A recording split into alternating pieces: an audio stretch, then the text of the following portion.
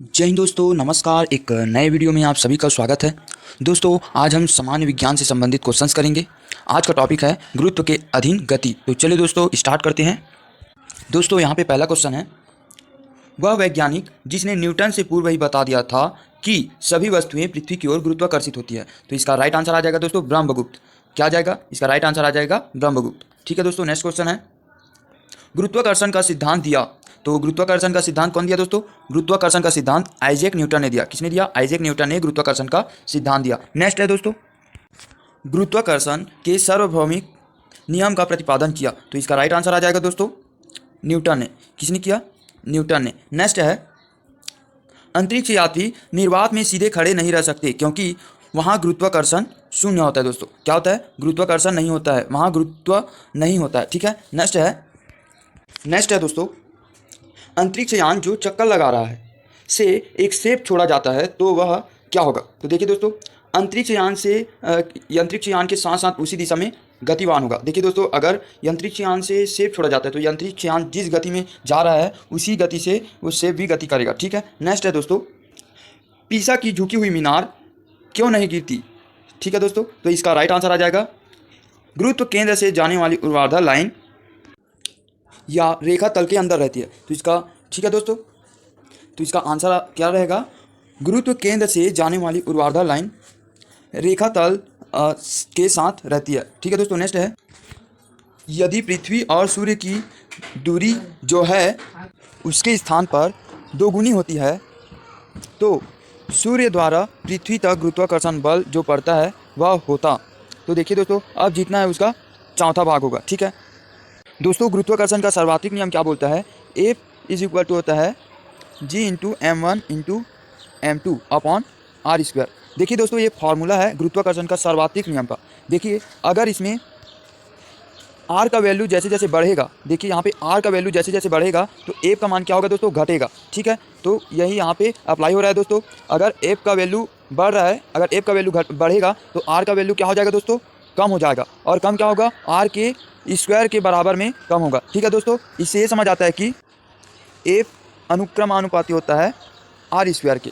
जैसे जैसे एफ बढ़ेगा तो उसके दो गुना में क्या बढ़ेगा, क्या घटेगा? इसका जो दूरी है वो घट जाएगा दोस्तों। ठीक है, तो नेक्स्ट क्वेश्चन है, जब कोई वस्तु ऊपर से गिराई जाती है तो उसका भार होता है। तो इसका राइट आंसर आ जाएगा दोस्तों अपरिवर्तित। ठीक है, नेक्स्ट है, देखिए दोस्तों, नेक्स्ट क्वेश्चन है, लकड़ी, लोहे व मोम के समान आकार के टुकड़े को समान ऊंचाई से पृथ्वी पर गिराया जाता है तो टुकड़ा सर्वप्रथम पृथ्वी की सतह पर पहुंचेगा वह है। देखिए दोस्तों, सभी टुकड़ा एक साथ साथ पहुंचेगा। ठीक है, एक साथ ही सभी टुकड़ा पहुंचेगा क्योंकि सभी वस्तुओं पर पृथ्वी पर गुरुत्वाकर्षण बल एक समान होता है। ठीक है दोस्तों, गुरुत्वाकर्षण एक समान होने के कारण सभी वस्तुएं एक साथ पहुंचेगी। ठीक है, नेक्स्ट है, यहाँ क्वेश्चन है, हवा में लोहे और लकड़ी की समान भार की दो गेंदों को समान ऊंचाई से गिराने पर क्या होगा? तो देखिए दोस्तों, लकड़ी की गेंद बाद में गिरेगी क्योंकि लोहे का जो घनत्व होता है लकड़ी से अधिक होता है दोस्तों। ठीक है, नेक्स्ट है दोस्तों, दो गेंदें ए तथा बी क्रमशः 10 किलोग्राम तथा 1 किलोग्राम की है, उन्हें 20 मीटर की ऊंचाई से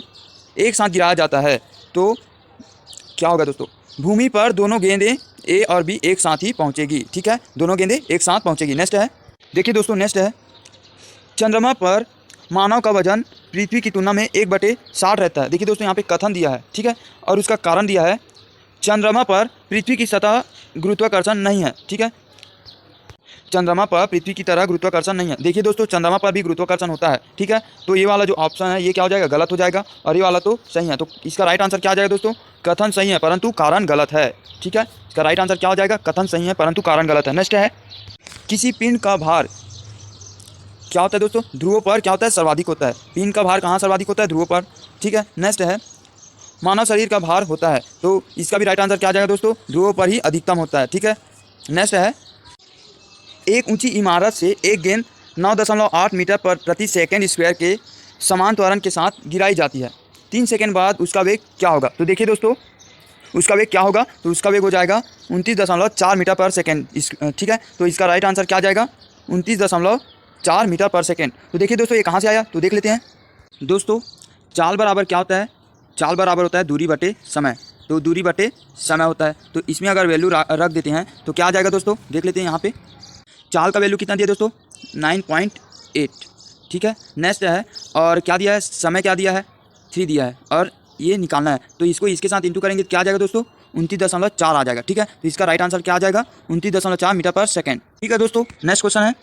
नेक्स्ट है, यदि पृथ्वी का द्रव्यमान वही रहे और त्रिज्या 1% से कम हो जाए तब पृथ्वी के तल पर जी का मान क्या होगा। तो इसका क्या आंसर आ जाएगा दोस्तों, 2% बढ़ जाएगा। ठीक है, जी का मान क्या हो जाएगा, 2% बढ़ जाएगा। नेक्स्ट है, विनाशकारी भूकंप के गुरुत्व के कारण त्वरण होगा। तो इसका राइट आंसर आ जाएगा दोस्तों, ग्रेटर देन 980 सेंटीमीटर पर सेकेंड स्क्वायर। क्या आ जाएगा, इसका आंसर ये आ जाएगा दोस्तों, ग्रेटर देन 980 सेंटीमीटर पर सेकेंड स्क्वायर। ठीक है, नेक्स्ट है, भारहीनता होती है। तो इसका राइट आंसर क्या आ जाएगा दोस्तों, भारहीनता गुरुत्वाकर्षण की शून्य स्थिति के कारण होती है। ठीक है, नेक्स्ट है, रेडियम किससे संबंधित है दोस्तों, रेडियम मेंडल क्यूरी से संबंधित है। ठीक है, रेडियम की खोज मेंडल क्यूरी ने की थी। नेक्स्ट है, पेनिसिलिन, पेनिसिलिन किसके संबंधित है, अलेक्जेंडर फ्लेमिंग से संबंधित है दोस्तों। ठीक है, अलेक्जेंडर फ्लेमिंग से। नेक्स्ट है, एक्सरे, तो एक्सरे क्या आ जाएगा दोस्तों, देखिए दोस्तों, एक्सरे किससे संबंधित है, डब्ल्यू के रॉन्टजेन से। ठीक है, एक्सरे की खोज किसने की थी, डब्ल्यू के रॉन्टजेन ने की थी। नेक्स्ट है, चेचक,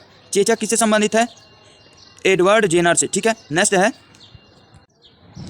पृथ्वी अपनी कक्षा में लगभग 4400 किलोमीटर प्रति घंटा की गति से घूमती है। इस तेज गति को हम अनुभव नहीं करते क्योंकि अपने अक्ष में पृथ्वी की गति की अपेक्षा में हमारी गति शून्य होती है। ठीक है दोस्तों, इसका आंसर आ जाएगा ये वाला। ठीक है, नेक्स्ट है, यदि पृथ्वी का गुरुत्वाकर्षण बल अचानक विलुप्त हो जाता है तो क्या होगा दोस्तों, वस्तु का भार शून्य हो जाएगा और परंतु द्रव्यमान वही रहेगा। ठीक है, नेक्स्ट है, पृथ्वी के चारों ओर परिक्रमा कर रहा कृत्रिम उपग्रह इसलिए पृथ्वी पर नीचे नहीं गिरता क्योंकि पृथ्वी का गुरुत्वाकर्षण उसकी गति के लिए आवश्यक त्वरण प्रदान करता है। ठीक है, इसका राइट आंसर हो जाएगा। नेक्स्ट है दोस्तों, भू उपग्रह अपनी कक्षा में निरंतर गति करता है।